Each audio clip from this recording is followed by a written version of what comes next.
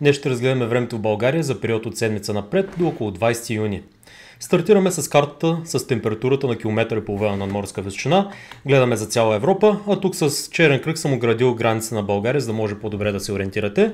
И нека да видим какво ни очаква за следващите дни. Забележете как тази по-студена въздушна маса, която тук е изобразена с зелен цвят, постепенно започва да се спуска на юг и в събота ще усетим леко захлаждане, което ще дойде от североизток, като също така над части от централна и източна България се очаква изолирано да превали и да прегърми. Ще има слаба нестабилност на атмосферата в събота. Също така над голяма част от страната ще има и облачност, която ще бъде свързана с това студено нахлуване и с Бъбречната долина, която се спуска в случая на югозапад. Бъбречната долина представлява по-ниско атмосферно налягане в средните слоеве от атмосферата, също така и зона в средните слоеве от атмосферата с по-ниски температури. Нека да разгледаме в по-големи детайли какво точно ще се случва над Западна Европа, защото обстановката, която се задава за 13 и за 14 юни, изглежда ще бъде много екстремна и ще причини много силни гръмотевични бури, особено над Франция, а в последствие също така в части от Западна Германия на 14 юни. Също така ще имаме много силна нестабилност и над Северна Италия, Швейцария.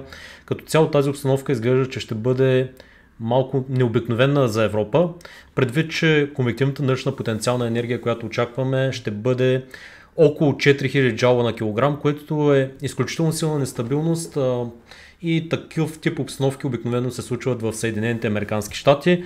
Т.е. ще имаме условия за локални суперклетки, това са най-силните типове гръмотевични бури, с шанс от едра градушка, силни пориви на вятъра, също така не е изключено да има и локални торнада, най-вече бих казал в Франция, където изглежда, че нестабилността ще бъде изключително силна. Какво причинява тази силна нестабилност над Западна Европа? Тази Бъбречна долина, която се спуска, кара въздуха пред нея да започва да се издига. Това е конвергенция или сблъскване на ветровете през земя, което допринася за издигането на топлия и влажния въздух във височина, а от друга страна самата Бъбречна долина носи по-хладен въздух от запад, който се сблъсква с топлия и става причина за силните гръмотевични бури.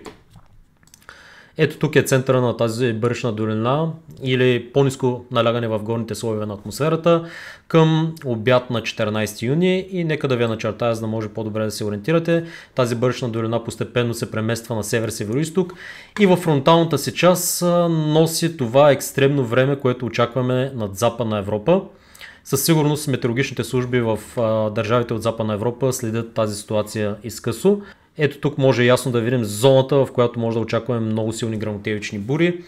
Това е свързано с прииждането на топъл и влажен въздух от Средиземноморието и насочването му на север, именно в зоната, която е очертана тук. Самата Бъбречна долина, премествайки се постепенно на изток-североизток, кара топлия въздух, който се намира над Средиземноморието, да се насочва в тази зона и тук става едно голямо сблъскване на топъл и влажен въздух от една страна, който приижда в ниските слоеве на атмосферата, с по-студен въздух, който се спуска в високите слоеве на атмосферата.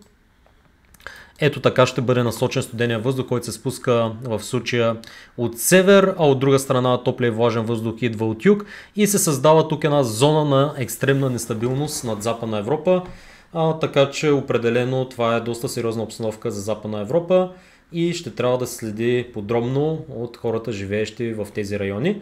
А сега нека да продължим напред с прогнозата конкретно за България. Сега нека да разгледаме малко по-дългосрочно и да видим какво време ни очаква до около 20 юни. Казахме леко захлаждане в събота, също така облачност и изолирани валежи в централна и източна България. А в последствие ще има постепенно леко затопляне отново, но около 20 юни има повишена вероятност отново за преминаването на студен атмосферен фронт и евентуално там може да имаме гръмотевични бури и валежи, но това вече трябва да наближи, за да видим дали ще има достатъчно нестабилност на атмосферата за развитието на гръмотевични бури. От към валежи още в петък на изолирани места в източна България се очаква леко слабо да превали, а вече в събота на места в централна и източна България валежите ще бъдат придружени и от гръмотевици. Това са акумулираните валежи за целия период от 12 до 16 юни.